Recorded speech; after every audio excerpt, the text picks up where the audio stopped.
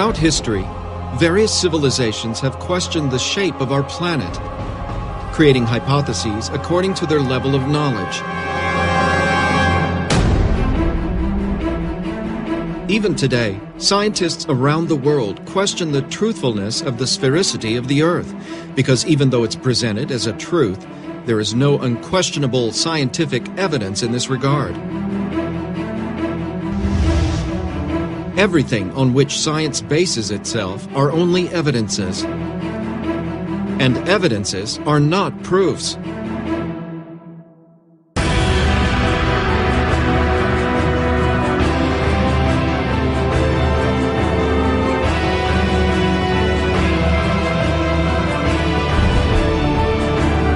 In order to bring the light of knowledge on the true shape of the Earth, researchers of Dakila and Ziggurat's Technology Center joined with other scientists in an independent research that lasted 7 years, seeking scientific and definitive proof to demonstrate that Earth is indeed round or has another shape.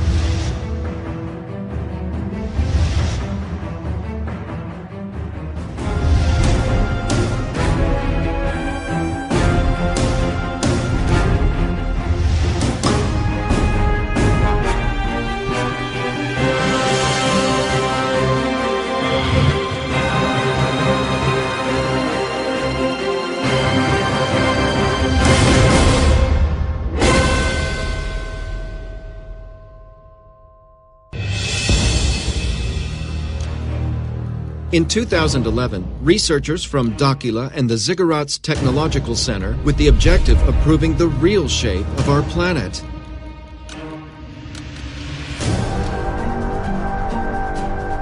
It was needed to prepare and carry out different experiments and data collection at several locations around the planet.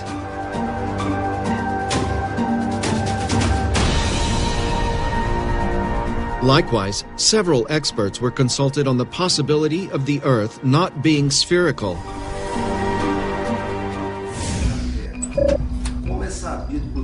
As is known by all mankind, the Earth has a spherical shape. And as a geographer and cartographer, it is difficult for me to accept that the Earth is not a sphere. All this knowledge here, and the perception of man thinking and acting according to these rules here, he is fixed to this model.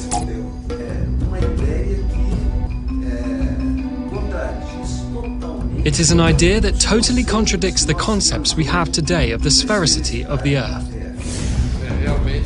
It's really difficult. I, as an engineer, and I deal with the exact sciences. That's where we come from since childhood with these concepts.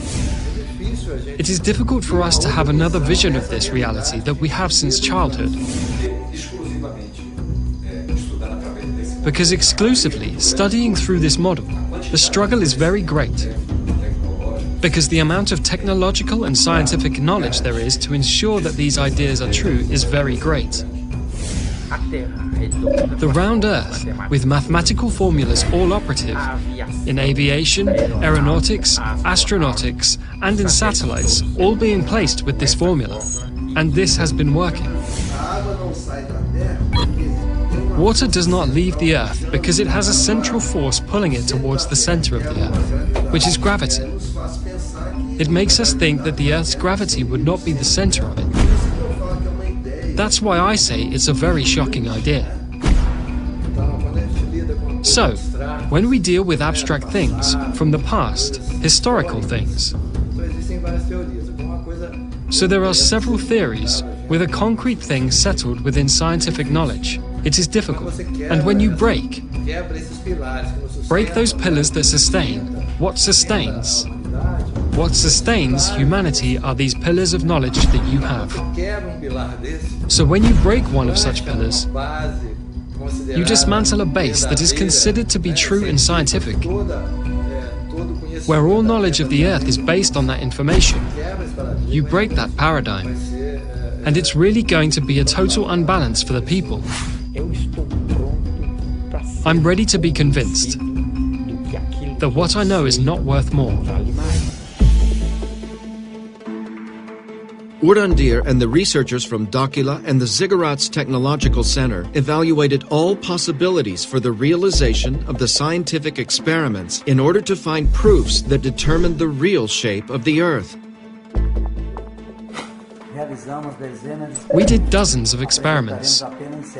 We will only present 7, as it was enough to determine the real shape of the planet.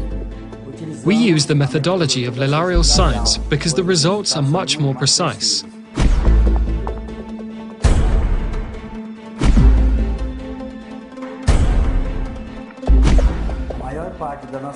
Most of our research was done in the waters because it makes up 70% of the planet's surface. The first chosen experiment was to determine the curvature of the horizon at water level.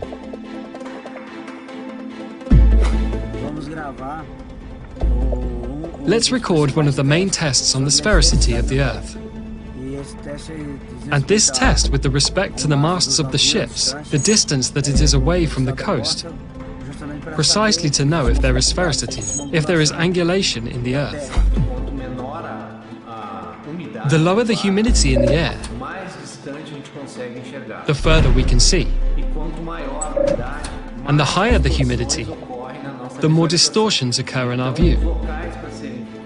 So the places to be chosen to do the tests have to be of very low humidity. The tests will prove that if the Earth is spherical, the waters will follow the curvature. The first site chosen to start the experiments was Lagoa dos Patos in Rio Grande do Sul.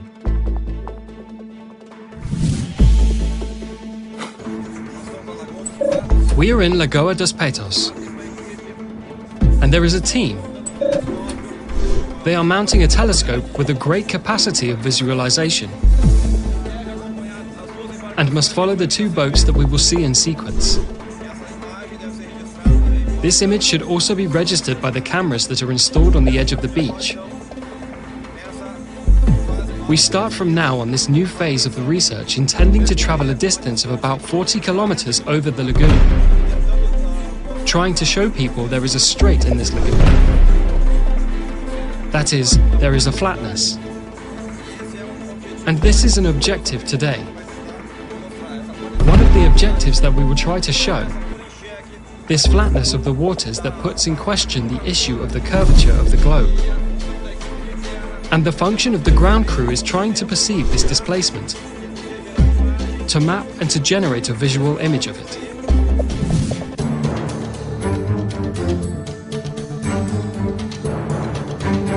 The researchers mounted a Newtonian telescope specially designed for the experiment, with a high-definition camera attached to its eyepiece to register the entire process.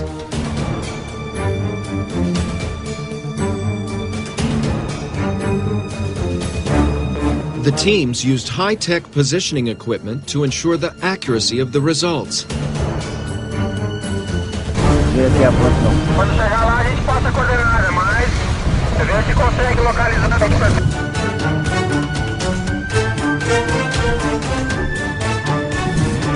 This same experiment was carried out in other places. One of them was in the Strait of Gibraltar in France.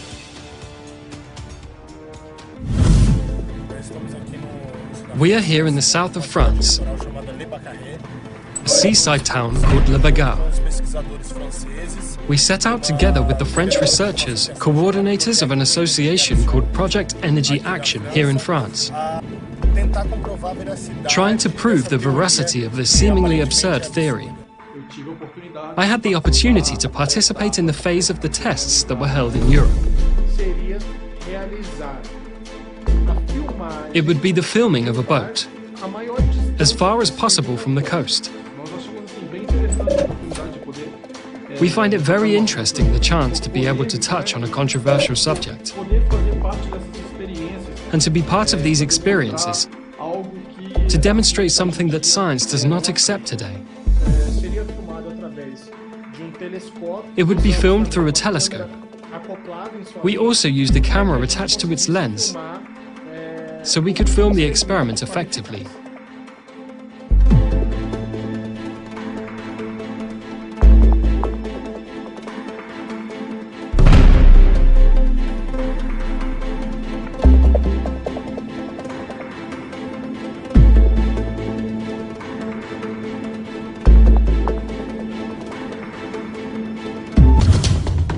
This experiment was also carried out in Brazil at the Três Marias Dam in Minas Gerais.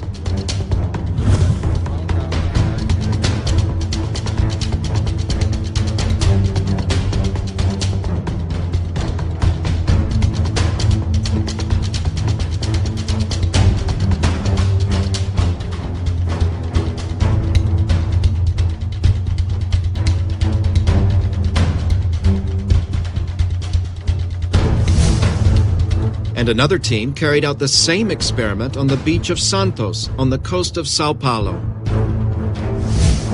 There we divided the teams in two. One stayed on the shore and the other went on a boat out at sea.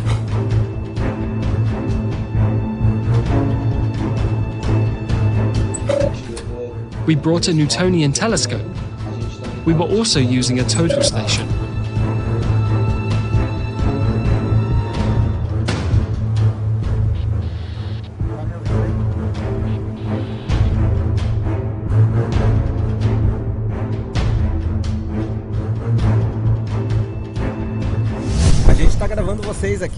We are recording you here.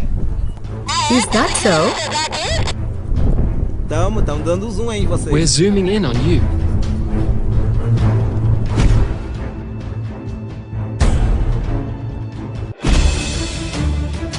Another telescope experiment was realized at Lake Titicaca in Peru.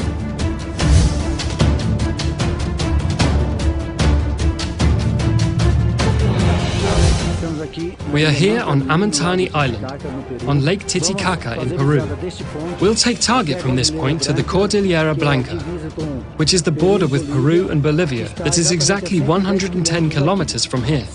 If the Earth was spherical, we will not be able to see. At this distance, the curvature of the Earth would have a height of 237 meters, the equivalent of a building of 79 floors.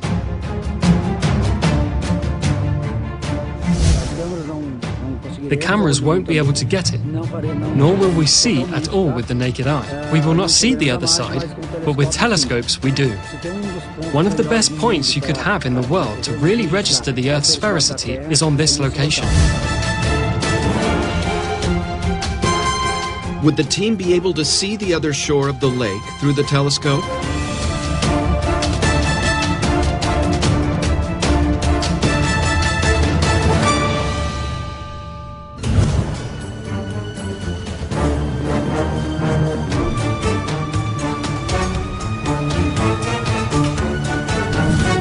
Back in the experiment with the boats, the researchers observed that after some time following the boats with the naked eye, they began to disappear on the horizon. First, the hull. Soon after, the boat was no longer visible. And finally, the mast goes down until it disappears completely, as the spherical Earth theory explains. When the boats reached a certain distance, it was no longer possible to see them with the naked eye.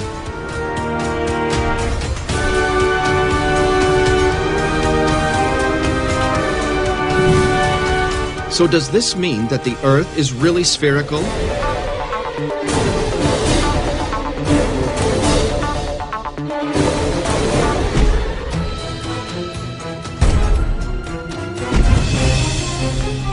Another experiment was carried out using radio waves. Teams were separated at a distance of 14 kilometers on opposite sides of the lagoon.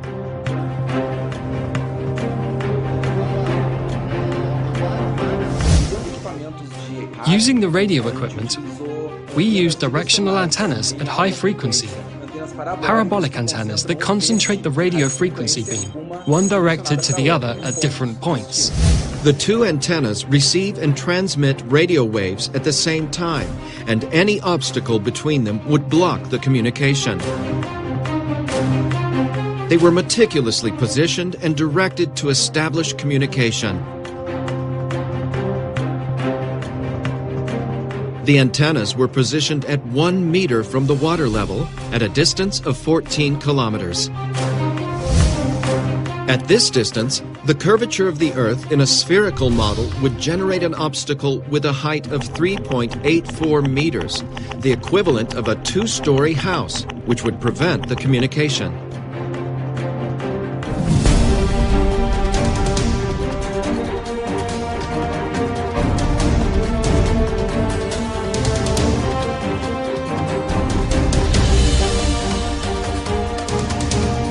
Could researchers have established communication?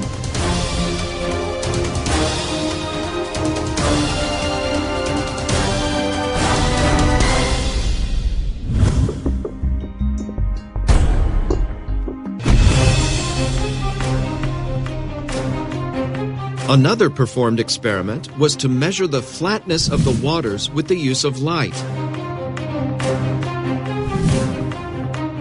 The researchers opted for the use of a laser beam because its beam of light propagates in a linear way and can reach long distances with minimal loss of potency. The laser experiment consisted of two teams positioned on opposite sides. One team emits a laser beam parallel to the water toward another team. In the spherical model of the Earth, it would be impossible for the laser beam to be seen on the other side, since the supposed curvature of the Earth would be an obstacle in its trajectory.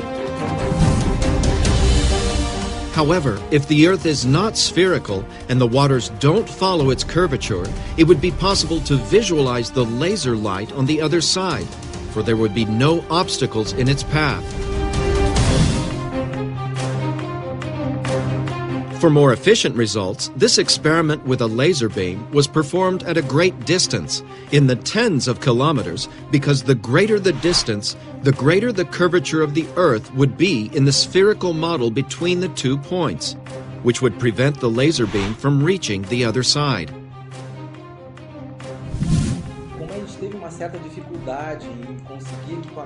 As we had some difficulty in getting high-power equipment,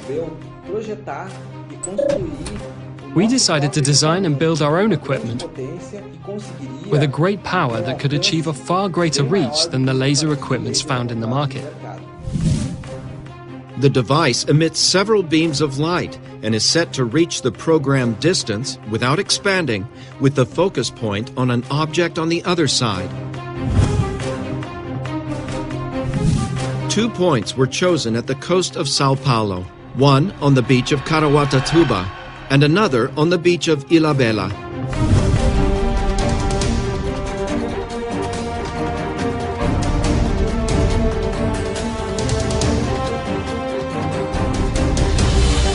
The team prepared the equipment during the afternoon to conduct the experiment at night.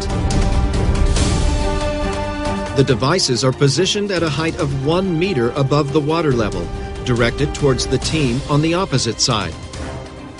The whiteboard or light receiver is 1 meter from sea level. The distance is 15,000 meters, 15 kilometers. With the equipment ready, it's time to start the experiment.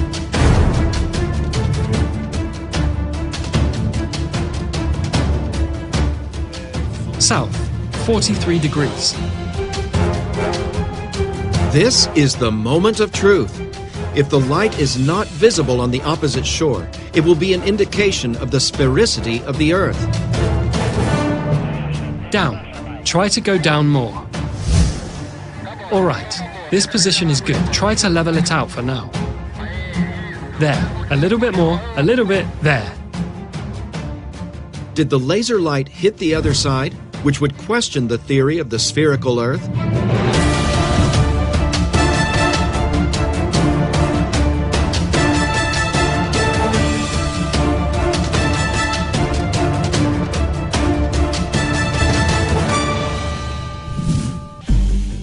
The team's next step was to repeat this same experiment over longer distances. To continue the research, Lake Titicaca was chosen on the border between Peru and Bolivia. One team was in the town of Juli in Peru, and another on the beach in Copacabana, Bolivia. Lake Titicaca has a width of 65 kilometers and a length of 165 kilometers. Other people say that the lake has spines, but it has not. It's a flat surface. It is a mirror Lake Titicaca here in Peru. If you look, for example, 30 to 40 kilometers, the lake looks flat.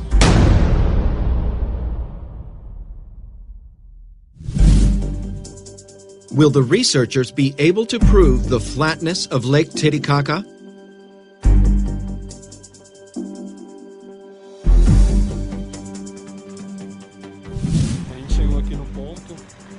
We got here on the site, right on the side of the road. Down there in the center of the display is the town of Copacabana.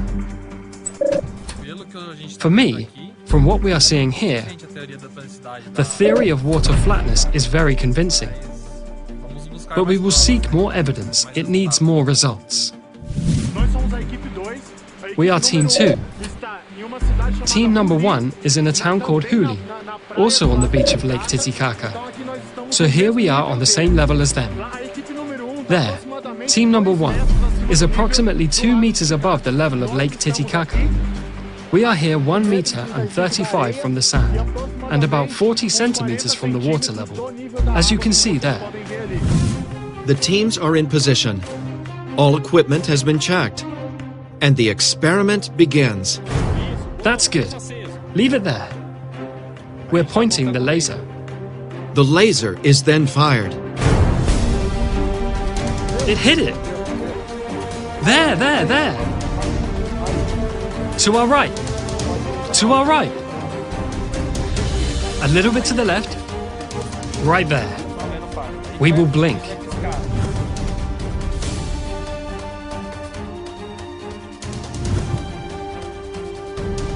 Could the laser be visible on the opposite sides, which would prove the flatness of the waters?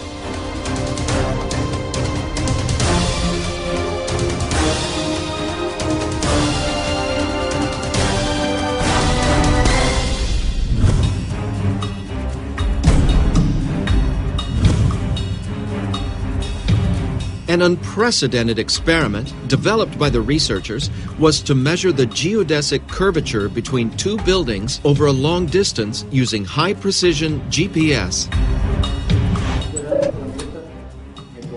Considering the round planet, you have to mark a point from one extreme to the other, from a certain distance, precisely to prove mathematically whether the Earth is round or not.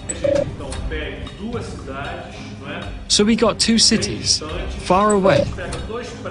We take 2 buildings, one in a city in the south and one in a city in the north. This one in the south and this one in the north. What happens? If we measure this distance here at the base of the buildings, if the Earth is really spherical, when we measure buildings of the same height, when measuring the top, there has to be a difference, because if the Earth is spherical, it must have a superior length than the base. To carry out the experiment of the geodesic curvature, 2 buildings were chosen of the same height and sea level, as far apart from each other as possible. High-precision GPS measurements are done at the base and at the top of each building. According to the theory of the spherical Earth, the distance of the measurements of the bases must be different than the measurements of the top, even in a few meters. But if the measurements are equal, this would show that the Earth has no curvature. In order for the results to come out with the best possible precision, the CTZ researchers invited INCRA, the National Institute of Colonization and Agrarian Reform. This is one of the most respected organizations in Brazil and one of the best in the world in the area of topography. INCRA engineers and technicians met with the researchers from the CTZ and Daquila to decide on the realization of the experiment, which would be evidence, or not, of the sphericity of the Earth. Analytically, we will see if really this line here will be perpendicular in relation to this horizontal distance between the 2 points.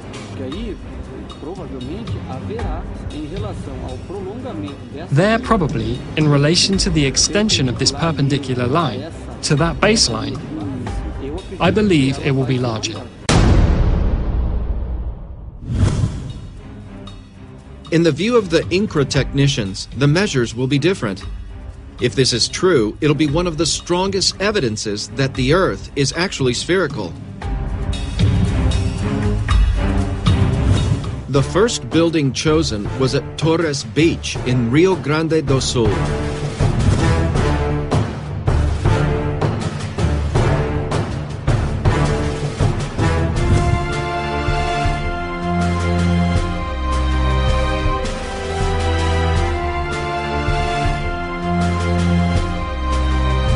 The second building was chosen in Natal, in Rio Grande do Norte, at a distance of 3,050 kilometers from each other, with the same altitude in relation to sea level. This is a GPS L1, L2 signal receiver. We'll do a reading from this point to chart the base. And from that base, we'll do the vertical readings relating to our goal. And afterwards, we will use another equipment, which is a total station, to make the readings of the vertical and horizontal angles.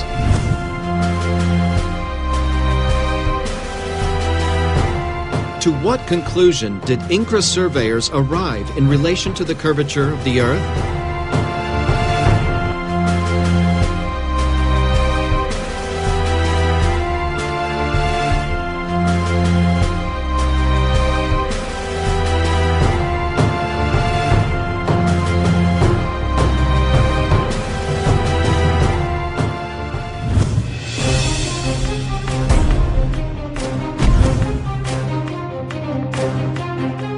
To carry out the last experiments, the researchers invited the consulted specialists at the start of the research to accompany and participate in the tests. Paulo Cesar Parra, civil engineer and geotechnical engineer, and a specialist in dam projects. It's difficult. As an engineer, and I deal with the exact sciences. We carry this from childhood with these concepts. It is difficult to have another insight of this reality that we have since childhood. Mauro Diaz, geographer and cartographer, specializing in aerophotogrammetry. As is known by all mankind, the Earth has a spherical shape. And for me as a geographer and cartographer, it is difficult to accept that the Earth would not be a sphere.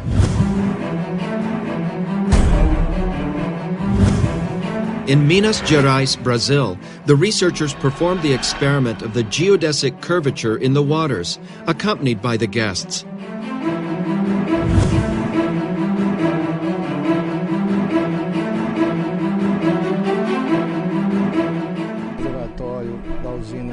We are here in the reservoir of the Terre hydroelectric plant.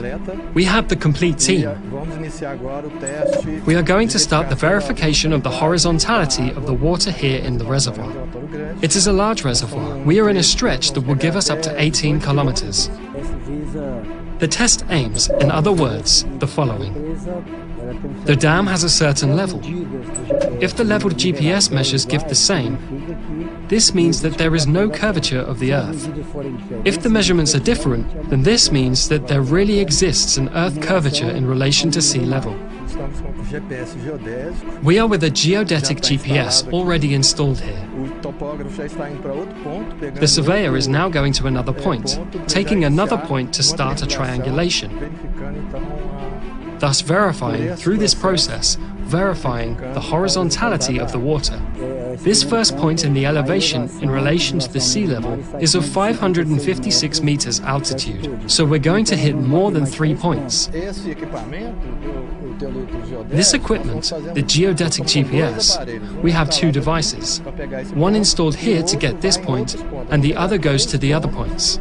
We get 3 points, all at the water level, and check the level of that point. The accuracy of this equipment for this distance, a distance of 10 to 20 kilometers, is around a few centimeters.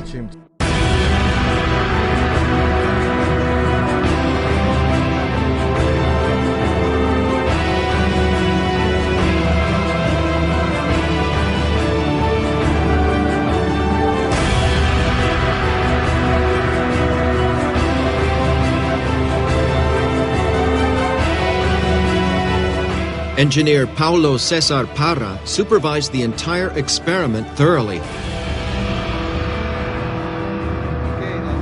Okay, we'll pass the coordinates now.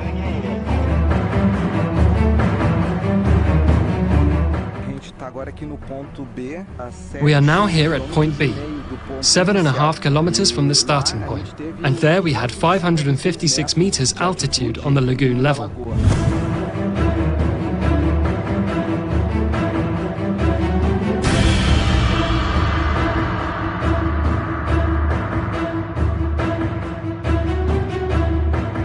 What will be the results of the 3 points measured by the researchers?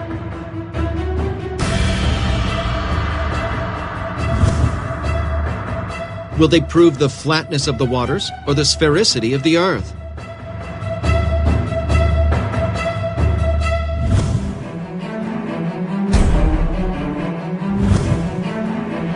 The researchers returned to the Tres Marias Dam, together with the guests, to carry out the experiment with a laser.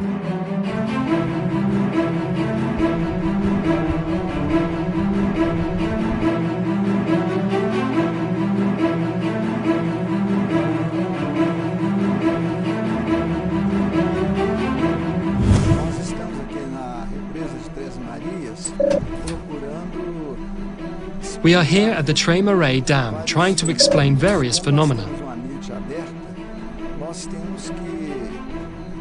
Since we have an open mind, we have to do an investigation. A research with several experiences to explain these variables. We are going to point B, 18 kilometers from point A, where the first group is. We will perform the laser test at this distance just to check the Earth's curvature.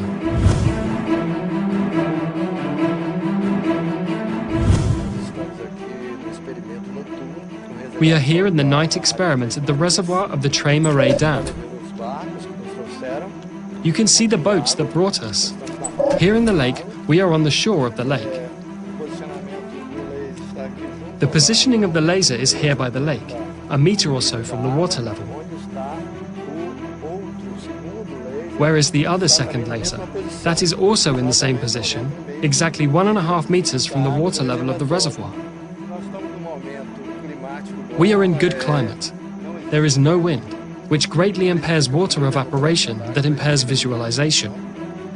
So the weather is relatively cold, so there is little evaporation as well. So, very favorable for our job. Equipment positioned, the experiment starts.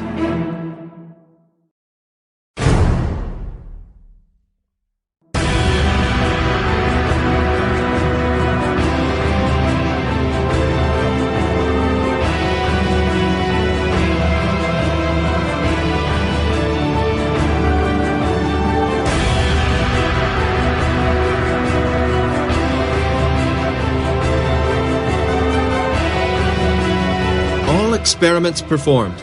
The moment of truth has come.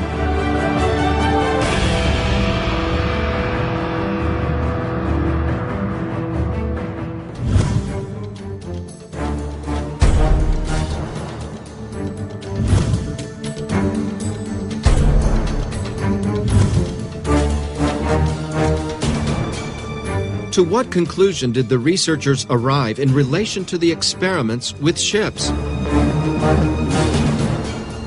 The researchers realized that after some time looking at the boats with the naked eye, they began to disappear on the horizon. First the hull, then it was no longer possible to see the boat, and finally the mast lowered until it disappeared completely, as the spherical Earth theory explains. Watching the boats with the naked eye, the initial impression is that they were disappearing, as if descending behind the horizon line. When the boats reached a certain distance, it was no longer possible to see them with the naked eye.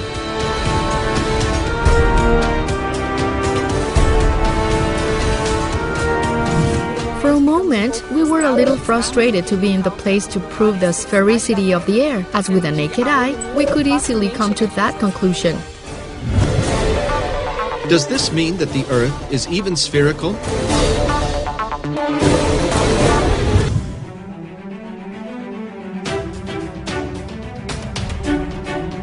With the loss of eye contact, it's time for the team to use optical instruments in an attempt to still see the boats. If the boats are still visible through the equipment, it's proof that they have not traveled below the horizon.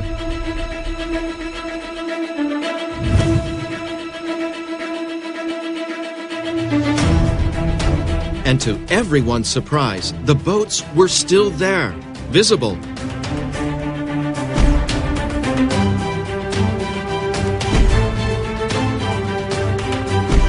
The researchers realized that the images of the equipment presented some optical phenomena.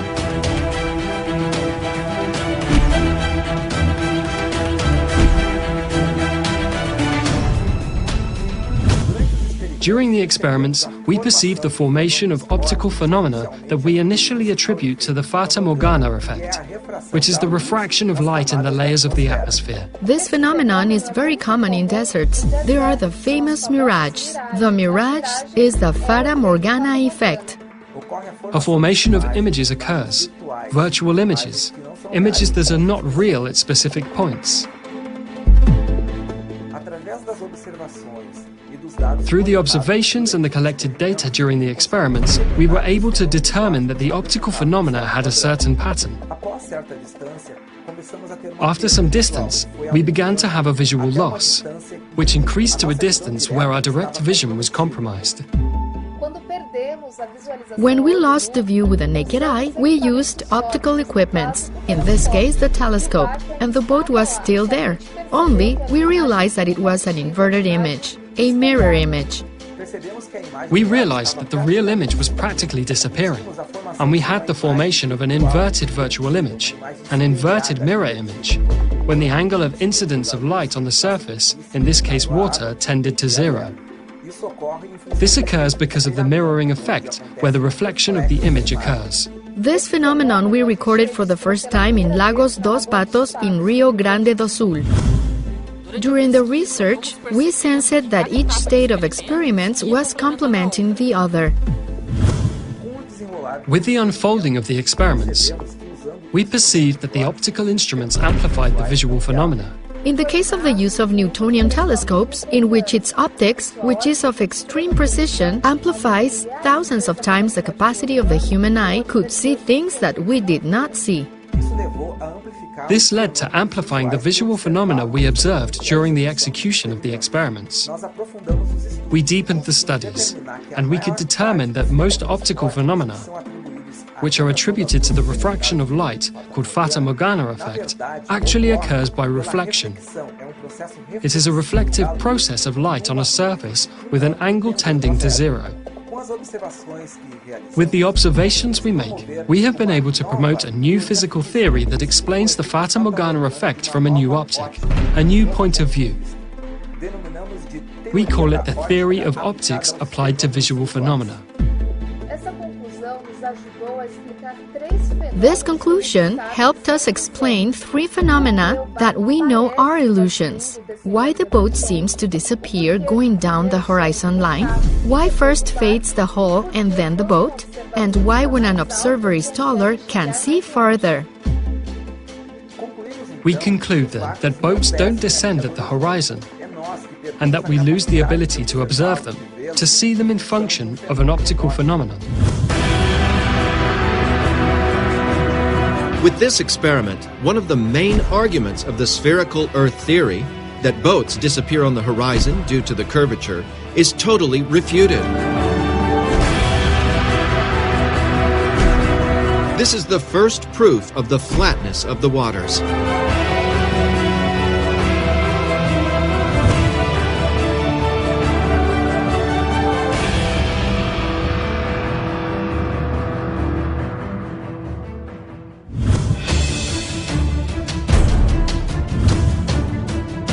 Among the long-distance viewing experiments performed with telescopes, the one with the greatest impact was at Lake Titicaca, where the team tried to record images at 110 kilometers. The site was chosen due to the low humidity of the air at certain times of the year, which is a prime factor for the result.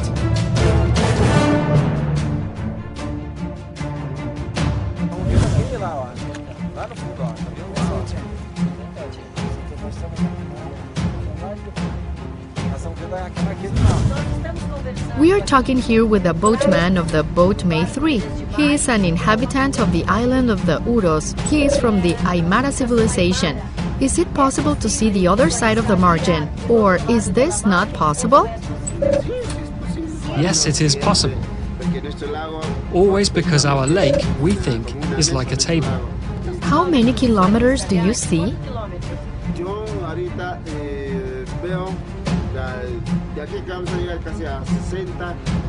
I can see almost 60 or 50 kilometers.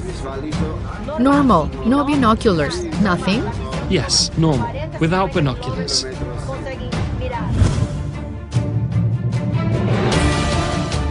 With the telescope, the team was able to record images at a distance of more than 100 kilometers, which would be impossible in the theory of a spherical Earth, as the curvature would have a height of 237 meters, equivalent to a 79-story building. This experiment is yet another proof that the Earth cannot be a sphere.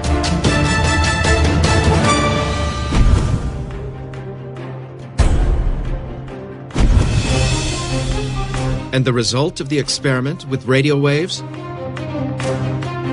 The researchers used directional parabolic antennas, where in the spherical Earth model, communication would be impossible, as the minimum obstacle would preclude this, since at the distance of the experiment, the curvature of the Earth would generate an obstacle of 3.84 meters in height.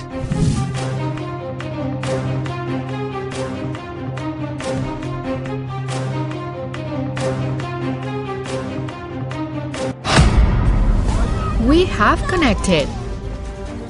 Got it. We're with connection here. It's responding. The machine is responding. Returning. I'm having connection to your computer there. We have a ping back here. The connection is established. The signal that we wanted, we could scan there and managed to find it here. Communication was established. It has been proven that at this distance, we have been able to establish communication. We know that any interference in the way would mean not achieve communication.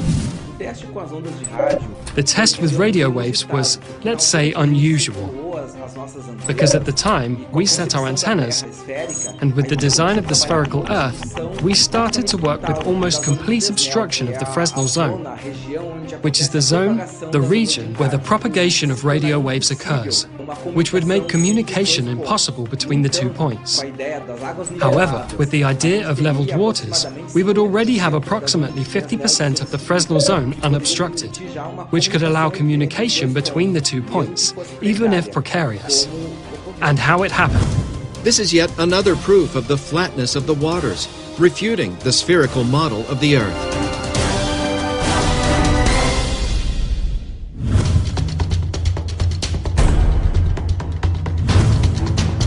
What about the geodetic curvature experiment performed on the buildings? Measurements were done of the bases and tops of 2 buildings, one in Torres, Rio Grande do Sul, and another in Natal, Rio Grande do Norte, 3,050 kilometers apart from each other. According to the theory of the spherical Earth, the distance of the measurements of the bases must be different than the measurements of the top, even in a few meters. But if the measurements are equal, this would show that the Earth has no curvature. Remembering the opinion of the INCRA engineers before the experiment, Probably there will be in relation to the extension of this line, perpendicular to the baseline. I believe it will be longer.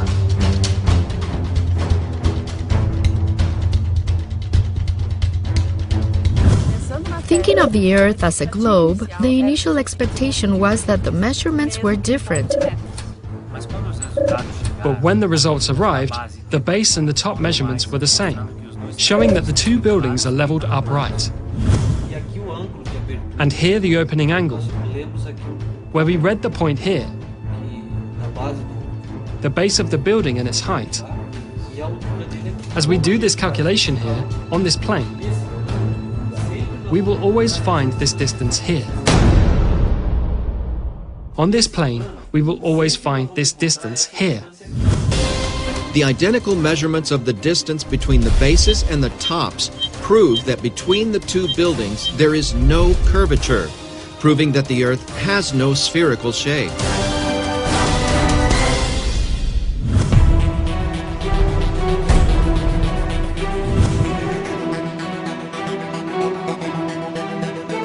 In the experiment of the geodesic curvature in the water, 3 points were obtained with a high-precision GPS on the Tres Marias Dam in Minas Gerais, whose extension exceeds 70,000 meters.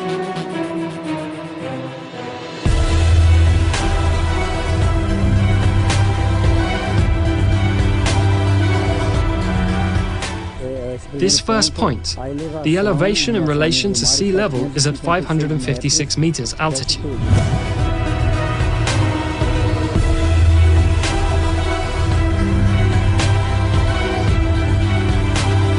The second point also presented the same result, 556 meters of altitude.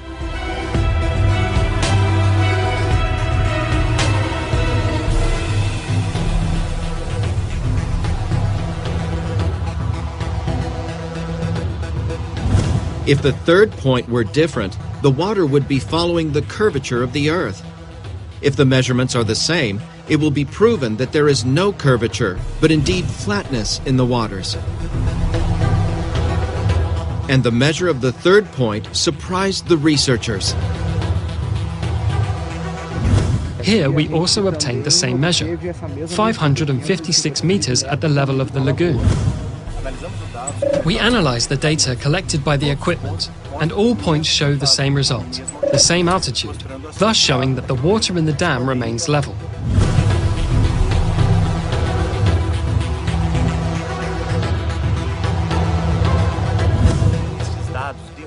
These data overthrow the theory of sphericity, because according to this theory, the water should follow the curvature of the Earth. Only in a curve there is no level.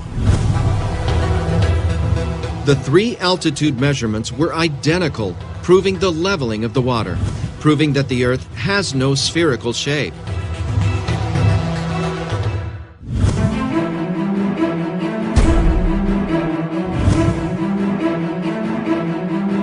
And what is the result of the laser experiments? Did the team see the laser light on the other side?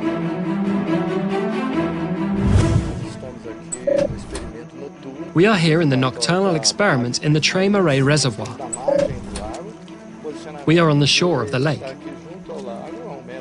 The positioning of the laser is here by the lake, a meter or so from the water level where the second laser is. It is also in the same position, exactly 1.5 meters from the water level of the reservoir.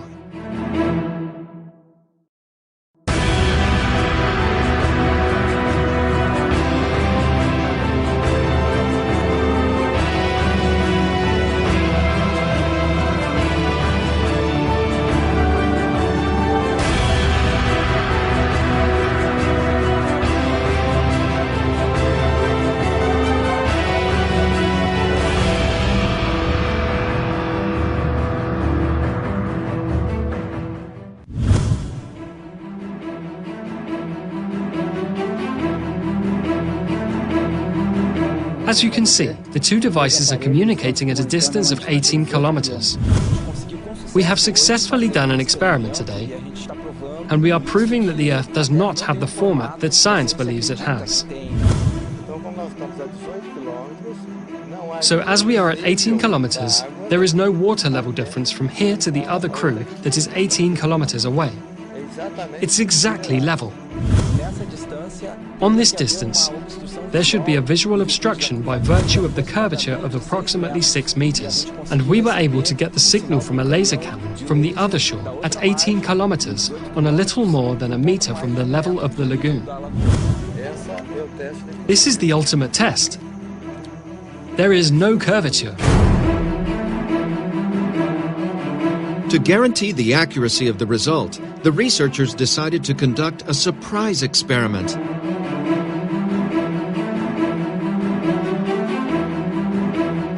With the team still in place, a beam of light was lit that should be visible at 18 kilometers on the side where the team of surveyors was, who used a total station.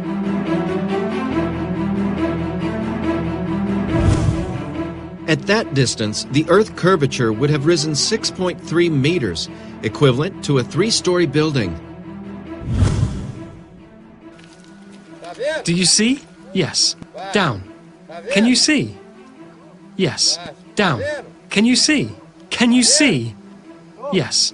I am at water level. At water level. So okay, I will write down and you read the angles and the coordinates. There you take that height where it was blinking at the water level. It's on water level. But on how many meters high? 0. It's blinking in the water, right? It's in the water. 10 centimeters from the water. Okay, so I'm going to write down the angle here. Wait, Wilson. During the experiment, a laser was added without warning the topographers. Do you see any other light?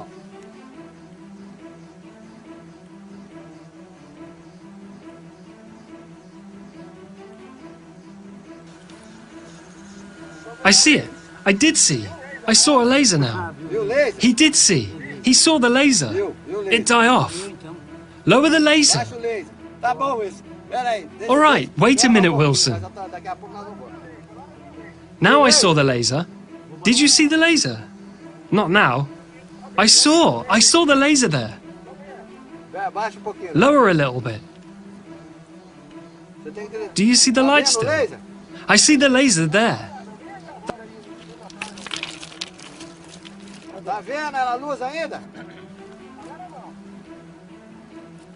Do you see the light still? I see the laser there. That's good. Just a minute. Oh, Randy, what's going on here? Dude, it's over. It's done. At the water level. It was there at 2 meters and something. Well, now it's ruined.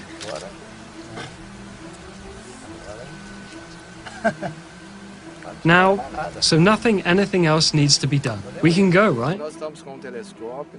We are with a telescope. We have a precision level, an optical level, with a topographer. We have a total station, which is a topography equipment that is used for measurements and level determination. So we are here 18 kilometers marked with a GPS on an island, on a point of Lagoa, 18 kilometers from the topography equipment there with the crew.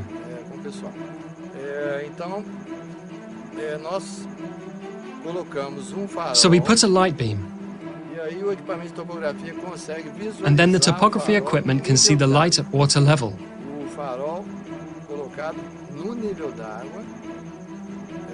The light placed on the water level can be visualized by the topography equipment that is positioned 18 kilometers. And the engineer remained perplexed by the outcome of the experiment. We can go, right? This is unquestionable proof that the Earth is not a sphere, for the waters are level.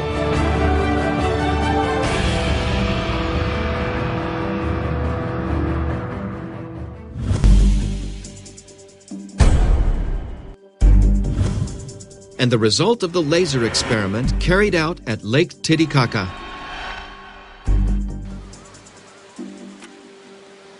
It is hitting the hill on the hill. Look over there. It is hitting a tree above us here. Look at theirs. Look at theirs. Are you pointing yours too? We're seeing. We see yours. It's just too high. It's very high. Look there. You saw. In this direction. It made it. There, it appeared again. Go. There, it made it again. That's it. Stop there! More to the left. Stop there. Stop! Through light here. It is illuminating here. It is moving there too. Here it is illuminating everything. We have already done the first tests, and the laser of team number 1 has already appeared here in the treetops that are on our side. Then the trees here have about 2 meters, 2.5 meters. So there we start directly discarding the hypothesis of the Earth being spherical. Because we are 35 kilometers away from team number 1 in a straight line from end to end, on the lake, on lake level. And according to the theory of spherical Earth, that 35 kilometers should give at least 23 meters and 98 centimeters of Earth's curvature. So a light communication would be impossible as we just have had. The result was positive here. We could see the laser on the other team there. And they could see us too. More than 30 kilometers, so there was no curvature. Total flatness. The research here was excellent. Here with this laser visibility test, Team 2 and Team 1 at 35 kilometers. There really was an unusual commutation at a distance of 35 kilometers, and that there should be an arc of approximately 24 meters. Neither Group 1 or 2 should be seeing the lights.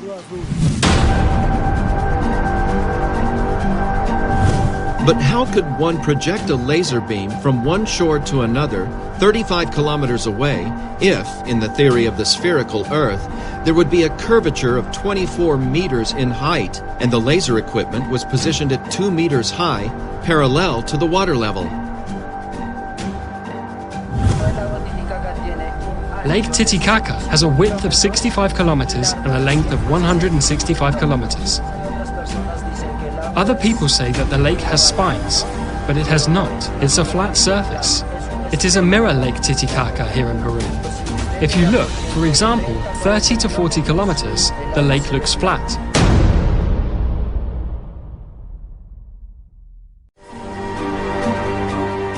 This is yet another unquestionable proof of the flatness of the waters, which definitively overturns the theory of the sphericity of the Earth.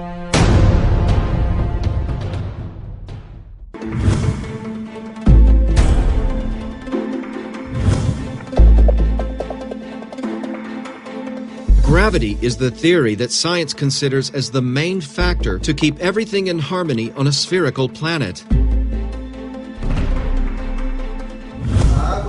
Water does not come off the Earth because it has a central force pulling towards the center of the Earth, which is gravity. It does not exist. According to the experiments, gravity does not exist. From the fundamentals of nature, Plumb and Level overthrow the theory of gravity.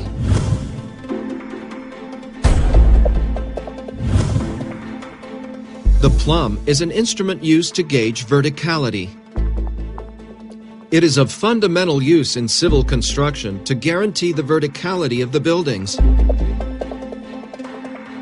This tool we use to get the wall in the right plumb because it cannot be out of plumb because the wall can fall. So this plumb is used for this, to keep it right and steady on the plumb. Neither there nor here, right there in the plumb. The use of the plumb is the only way to ensure that construction is being erected in vertical alignment.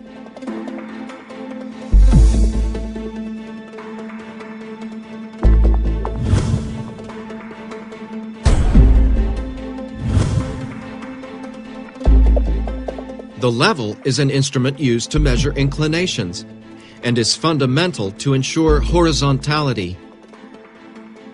It's used extensively in the areas of civil construction, surveying, photography, and astronomy, among others. The most common model is the bubble. Any construction has to have level and plumb, because if it gets out of plumb and level, it can fall. That house can fall.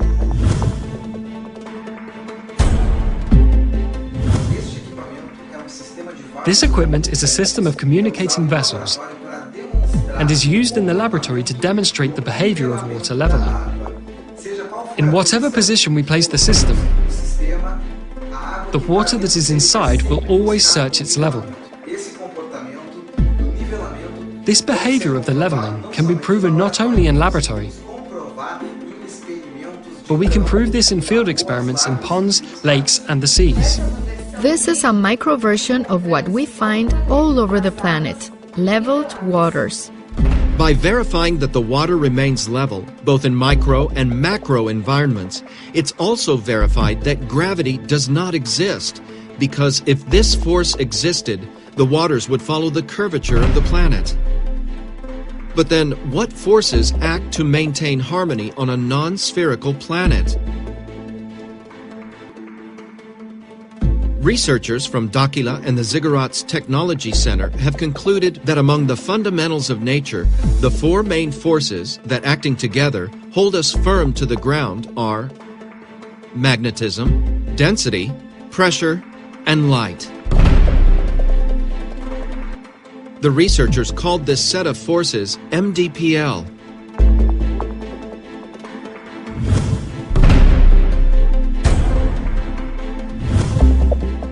Among the four MDPL forces, magnetism, in contrast to what science considers, is one of the strongest forces that act on Earth. It's the main force that keeps everything in balance, from the bonds of an atom to the Earth's magnetic field.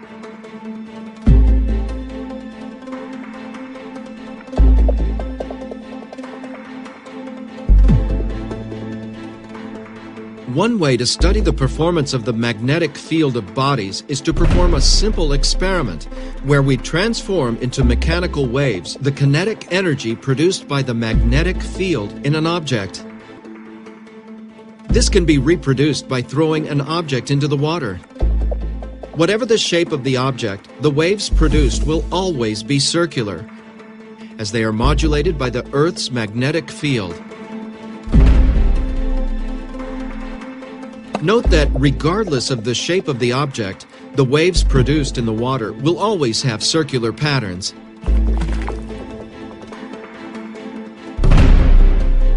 This happens because the waves in the water are being modulated by the influence of the Earth's magnetic field. It does not exist. According to these experiments, gravity does not exist. But going even further, to prove or to sustain the sphericity of the Earth, without people falling, buildings, animals, constructions, the waters especially going off, flying out into space, to justify people stay fixed on the Earth's surface without being thrown off by the spin of the planet, they created a magical force called gravity. But this magical force is torn down by the plumb and level, because the physical behavior of water is to seek leveling. Or is physics wrong too? If the physical behavior of waters, according to our physics, is to seek leveling, how will it fix itself to a ball on a sphere without flying off? Space outside without seeking its level? So these are two contradictory things.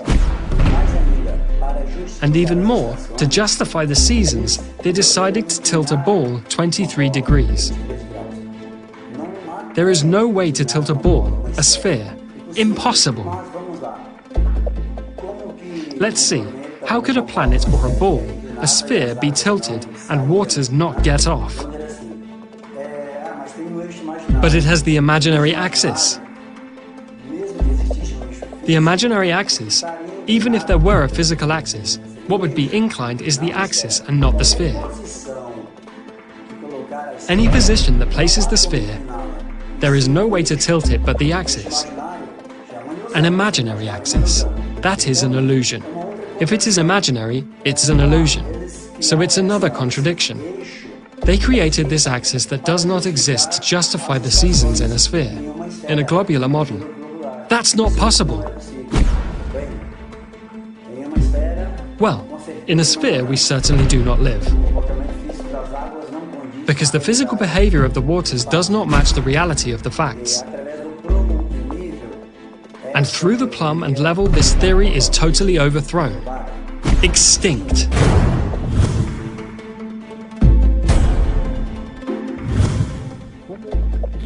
What would Earth be like? The first sight, the Earth is absolutely flat. But this plane goes where?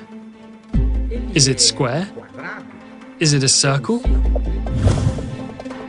Looking from above, the impression you have is that the Earth is flat.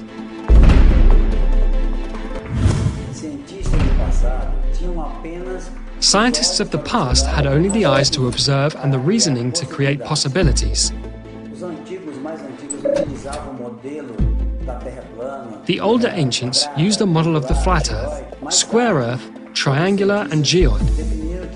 Later, other scientists defined the most suitable model would be spherical, geoid, putting a stake at one point and another at 800 kilometers. But he did not take into account the altitude, had no GPS, had nothing. So, there is really no way how these ideas, with the technology of today, can be considered, because everything we have today overthrows these theories. Any experiment today can prove that the globe doesn't exist. It's impossible. But then, how can we determine the real shape of the planet? The CTZ researchers collected information on the movement of the Sun, the Moon, and the stars in different parts of the planet.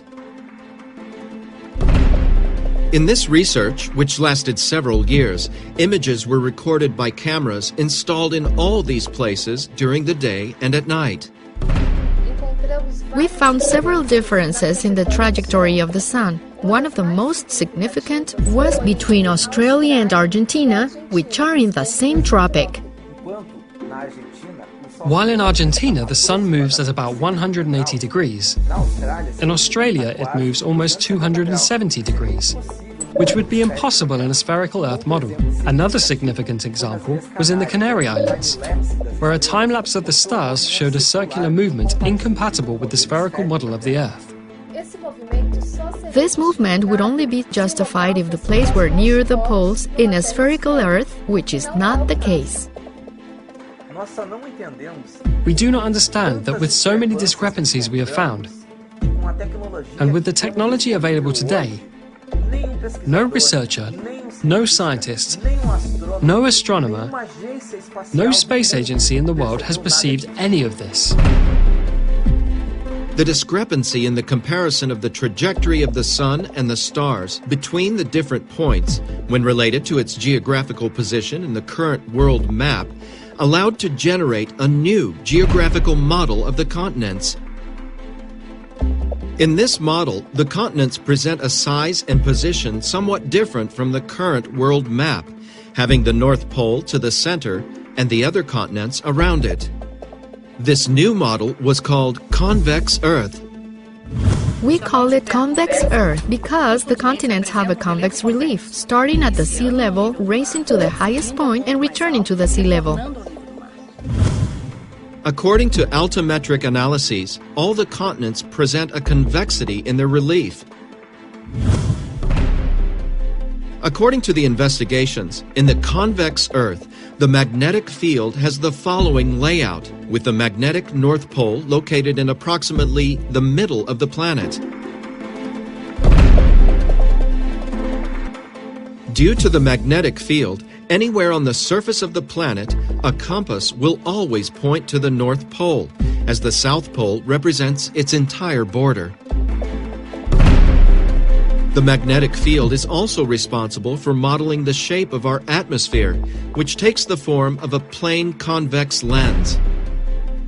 In this way, the atmosphere, formed by several gases and water in gaseous state, takes on the characteristic of a gigantic magnifying glass with a high degree of refraction, responsible for day and night.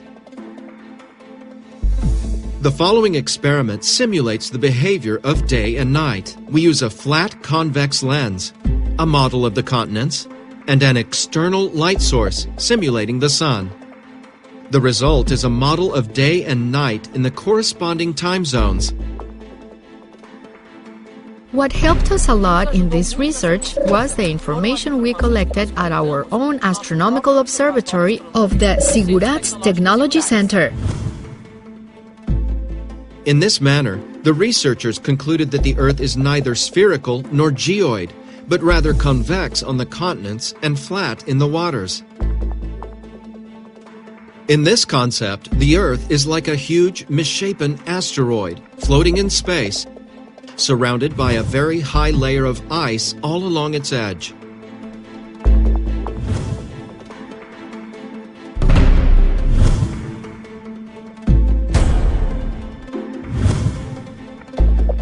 And how do satellites work in the convex Earth?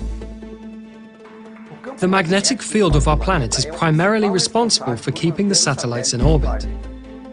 Briefly, there are two types of satellites, the geostationary and the orbitals.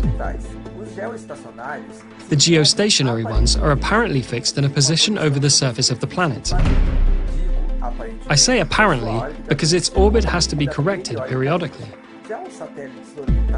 Orbital satellites are in orbit over the surface of the planet. They have different routes and altitudes according to each application.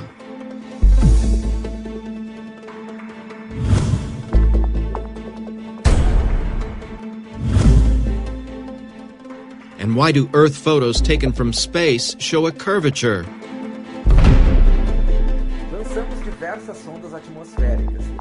We launched several atmospheric probes, and we noticed that the images recorded in the upper layers of the atmosphere begin to show a certain curve after a certain height. This occurs in the high layers of the atmosphere, above the stratosphere, that is. In an airplane window, you would not notice this curvature. We observed that this effect does not occur due to the supposed curvature of the planet, but due to two factors. The first, due to the large flat convex lens of our atmosphere, and the second, according to the theory of curvature of light proposed by Albert Einstein, experimentally proven in 1919. According to Albert Einstein's theory, the mass of a large object can create a curvature in space-time around it, able to bend the path of a beam of light in its vicinity. This phenomenon was called a gravitational lens.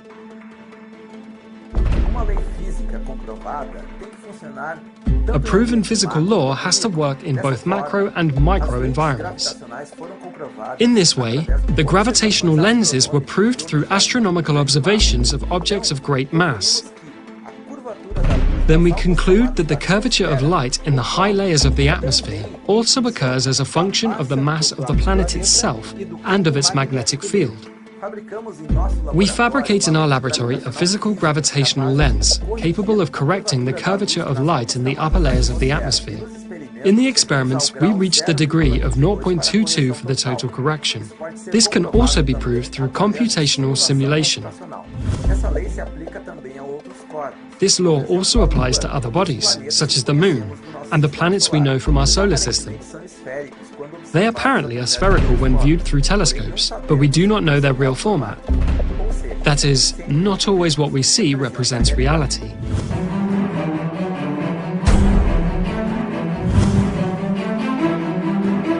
To facilitate the understanding and comprehending of the new model of the planet, the researchers built scale models of both the spherical and convex models.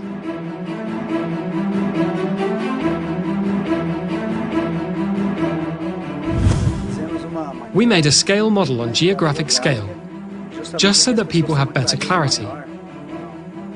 A visualization that much more facilitates the understanding of what Earth really is. According to the report, according to all the research that has been carried out by our researchers, we have come to the conclusion of this format of the Earth.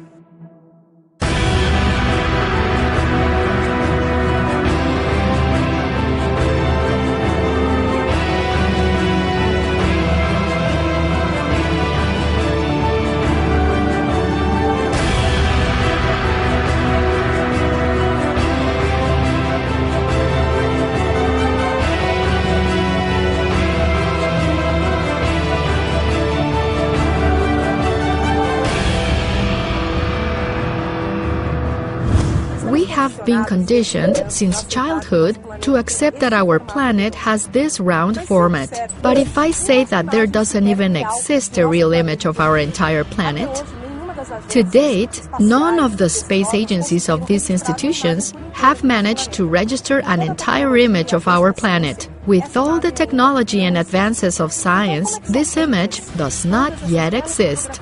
So how are they made, all those beautiful photographs we see on the internet, on posters, in films? This is very simple. Local images are taken, passed to a computer program, so they are manipulated, forged into a format we know today. This beautiful image, this photograph of the blue planet that we know, is nothing more than propaganda, just like many others we see daily.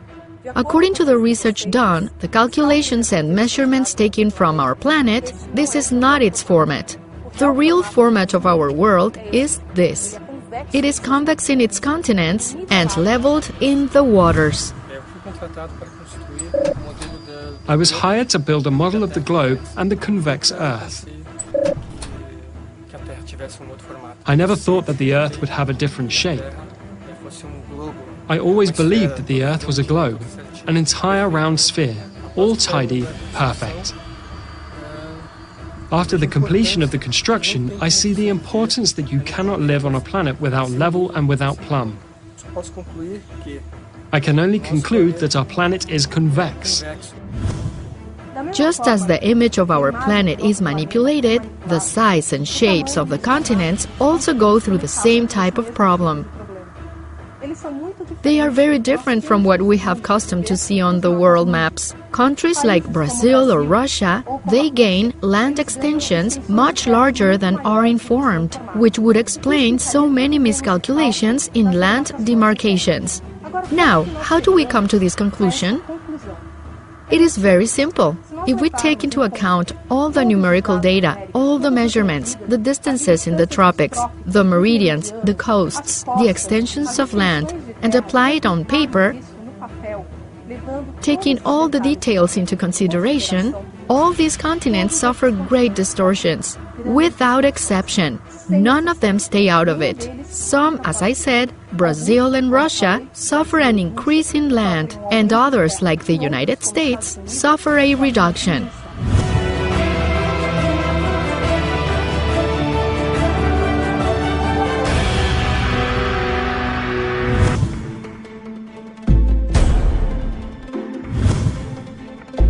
During the surveys, strong evidence emerged of the existence of a new continent. And what about the new continent that is far beyond our borders? We call it the Greater North. For those who are here in South America, heading north, so we call it the Greater North. With the help of Navy and Air Force officers, we were able to trace logistics towards the Greater North, towards Siberia, towards Russia. There were several factors that led us to perceive the existence of the new continent. With the launch of several atmospheric probes, equipped with cameras and other equipment, we were able to identify a territorial mass that is not included in our maps. It is not part of our current cartography. And, analyzing the images, mainly of the probes, we realized that it is part of a new continent, behind an immense layer of ice.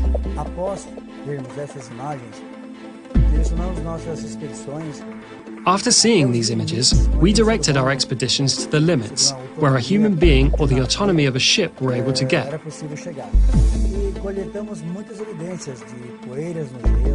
And we collected many evidences of dust on the ice, pollen, and other evidences that really brought us to the certainty of the evidence of this new continent.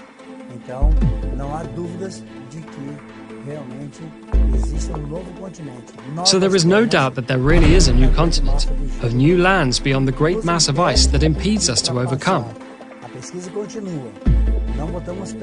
The research continues. We have not yet put our feet in this place. We only had observations from a distance, but we intend to get to this place as soon as possible.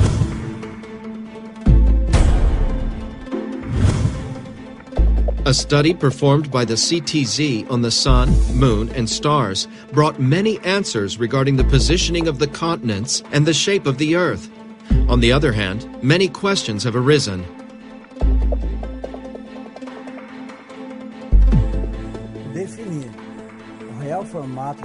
Defining the real shape of the Earth was no easy task.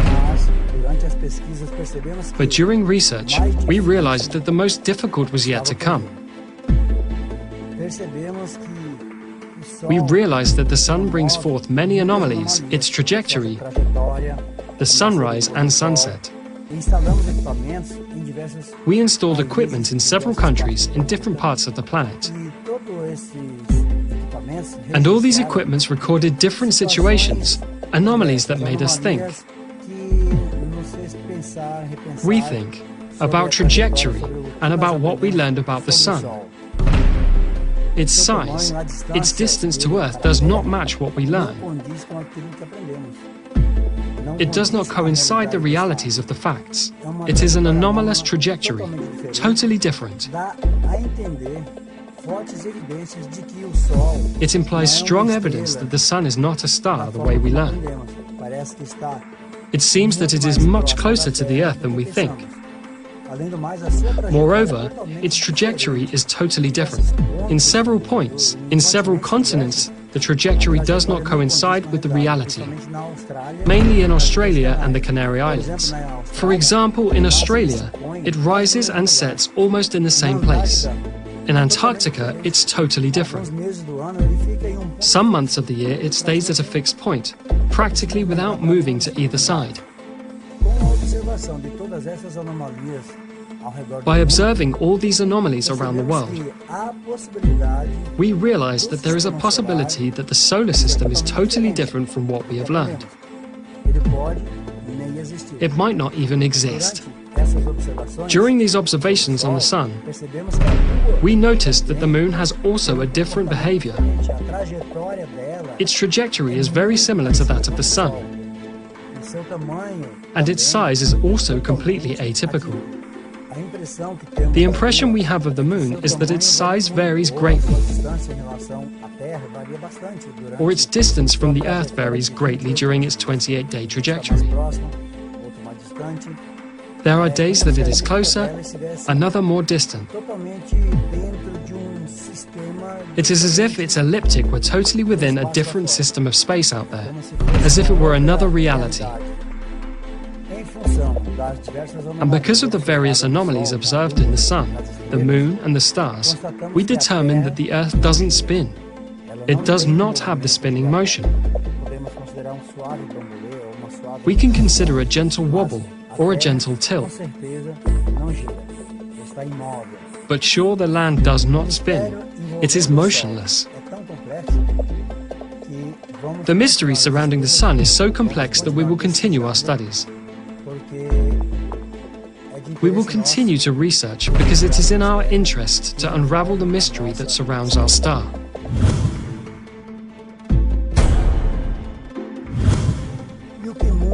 And what changes in our lives?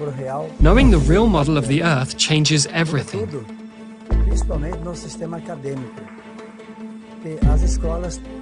Mainly in the academic system. Schools will have to redo all of their programming from their school curriculum, geography, astronomy, mathematics, physics, everything changes. Everything we learn, the whole context, especially with regard to the model. Cartography, air navigation, maritime, fuel economy, military strategies, meteorology, climate issues, all of that changes.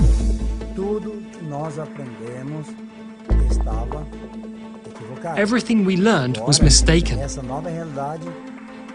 Now this new reality brings us the light of knowledge, a new vision of our world, a new perception of all we have learned, and the transformation in our life of our cultural affairs.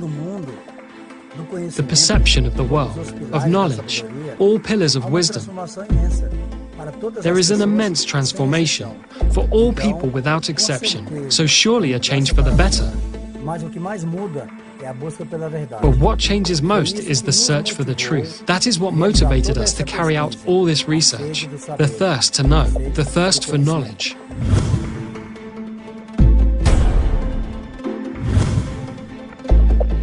And what about the specialists Mauro Diaz and Paulo Parra who accompanied the experiments?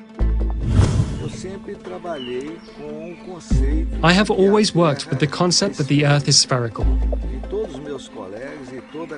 And my colleagues and all cartography is based on the sphericity of the Earth.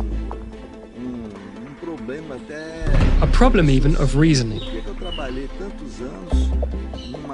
Because I worked so many years in a belief, and I will accept a new belief, variables that had to be explained. As long as I did not have this explanation, I remained with a very big doubt that tormented me and even made me lose sleep at night. I kept thinking about it.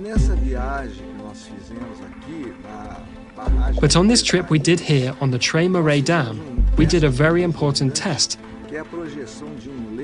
That is the projection of a laser at a distance of approximately 18 kilometers. And it is known in cartography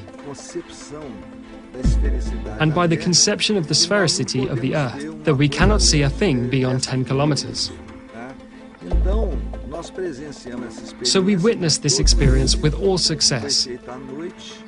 It was done at night. The laser beam projected parallel to the water mirror. The test resulted perfect and satisfactory. And we made the greatest effort, using as much as we had in our technology to do this test. We brought a laser beam, we brought theodolites, we used communication radios. So I declare concluded the basic part of this research, and I feel it is a moment of glory for us. So to finish, I know there will be a series of confrontations, doubts among other technicians, but we are convinced to get them also to do research. I think this is a very big paradigm shift for Earth science. I, as an engineer, and all the studies I did to train me and specializing me, I always considered the Earth as a spherical shape. So I had these preconceptions. But for us to start, when we began doing the tests, and until so now, I deleted the prejudices that I had from my head, trying to imagine myself without any knowledge of the Earth, to verify whether it is spherical or not. It is clear, without a doubt, that the Earth in the lakes region is flat. There was no difference of level at all. So I know it's difficult even for you to have the courage to talk about this issue here. Many professionals have refused to talk about it out of fear of having their career damaged, their image damaged, for contradicting a theory that has been there for 2,000 years and which has never been proven in practice. In the case of the Earth's sphericity, they are thus only theories in relation to exact science. What advice would you give to the researchers, to the people who occupy the same chair as you?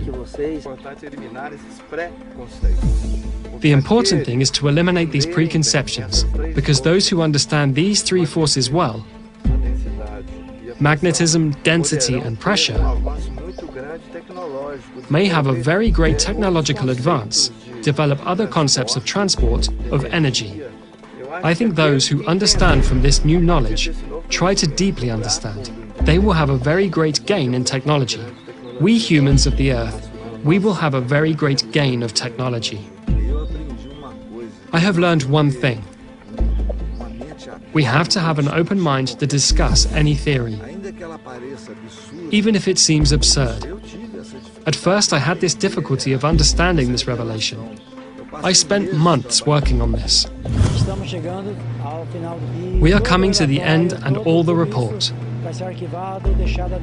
All this will be archived, made available on the internet, for anyone who wants to repeat the tests.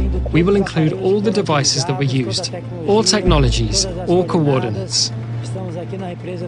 We are here at the Terre Dam in Minas Gerais, and all this will be available to all of you, so that everyone can repeat the tests at home if they want. With this, we hope that our contribution to science and to the people, to the government, to the Air Force, not only Brazilian, but to all countries, including, so that all people can have a different vision from those 2,000 years that we had this spherical Earth theory. And now I hope you draw your own conclusions.